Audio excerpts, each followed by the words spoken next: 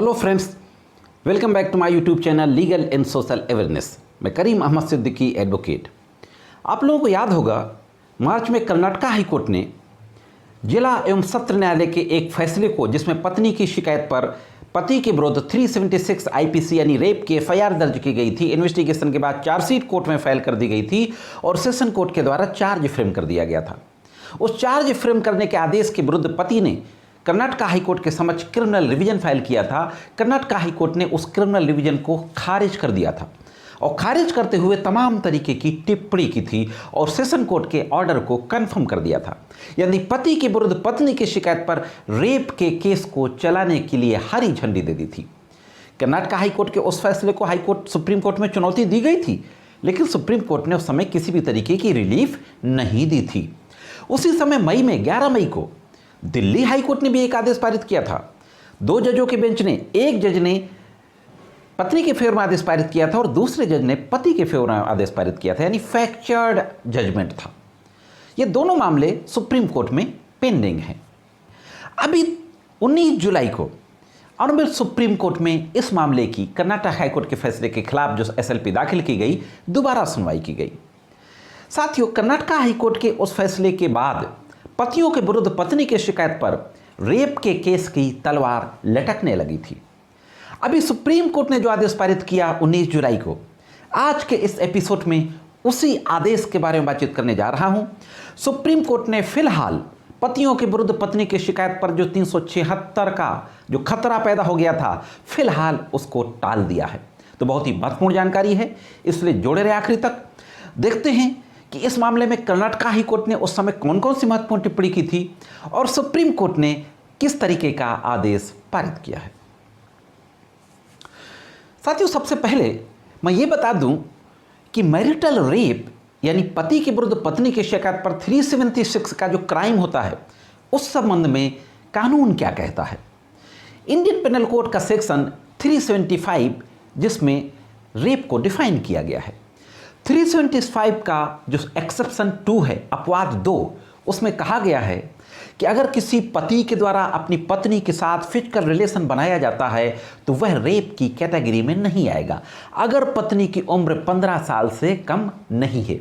तो जाहिर है कि पति के विरुद्ध 376 नहीं लगना चाहिए। लेकिन कर्नाटक हाई कोर्ट के न्यायमूर्तियों के द्वारा कहा गया था कि 375 का एक्सेप्शन 2 पूर्ण नहीं है, इसका फायदा पति को नहीं मिल सकता। ऐसा नहीं हो सकता कि कोई एक्ट, कोई काम एक आदमी करे तो क्राइम हो और अगर पति करे, दूसरा आदमी करे तो क्राइम ना हो। यह भी कहा था कर्नाटक हाई कोर्ट ने कि मामले के अजीबोगरीब तथ्यों और परिस्थितियों में इस तरीके के हमले रेप करने के लिए पूर्ण छूट नहीं दी जा सकती है, क्योंकि कानून में कोई भी छूट इतनी पूर्ण नहीं हो सकती कि वो समाज के खिलाफ अपराध करने का लाइसेंस बन जाए। और कर्नाटक हाई कोर्ट ने इसे आर्टिकल 14 राइट टू इक्वलिटी के खिलाफ बताया था और हस्बैंड द्वारा फाइल क्रिमिनल रिवीजन को डिसमिस कर दिया था। सुप्रीम कोर्ट ने उस समय हालांकि कोई रिलीफ नहीं दिया था। अभी 19 जुलाई को सुप्रीम कोर्ट में इस मामले की सुनवाई हुई। हालांकि फाइनल जजमेंट सुप्रीम कोर्ट के द्वारा अभी भी नहीं दिया गया। मैं आपको यहां पर यह भी बताता चलूं कि जो दिल्ली हाई कोर्ट का जो फ्रैक्चर्ड ऑर्डर था, उसके खिलाफ भी सुप्रीम कोर्ट में मामला अभी विचाराधीन है और यह मामला भी फाइनली अभी विचाराधीन है, कर्नाटक हाई कोर्ट वाला। लेकिन सुप्रीम कोर्ट ने एक इंटरिम ऑर्डर पारित किया। अभी 19 जुलाई को जो मामला सुनवाई में आया तो पत्नी के द्वारा टाइम मांगा गया 4 वीक का काउंटर फाइल करने के लिए। तो सुप्रीम कोर्ट ने कर्नाटक हाई कोर्ट और सेशन कोर्ट बहुत बड़ा आदेश पारित करते हुए दोनों कोर्ट के ऑर्डर को स्टे कर दिया। हाँ दोस्तों, सेशन कोर्ट के समक्ष जो प्रोसीडिंग पेंडिंग थी, उसकी प्रोसीडिंग को स्टे कर दिया, कार्यवाही को स्थगित कर दिया और कर्नाटक हाई कोर्ट ने जो उस चार्ज फ्रेम को हरी झंडी देकर 376 आईपीसी के केस को चलाने की हरी झंडी दे दी थी पति के खिलाफ, उस केस को भी सुप्रीम कोर्ट ने इंटरिम रूप से स्टे कर दिया गया है। फाइनल प्रिंसिपल अभी आना बाकी है। फाइनल सुनवाई के बाद दिल्ली हाई कोर्ट के ऑर्डर के खिलाफ और कर्नाटक हाई कोर्ट के ऑर्डर के खिलाफ दोनों एसएलपी अभी फाइनल सुनवाई के लिए पेंडिंग हैं।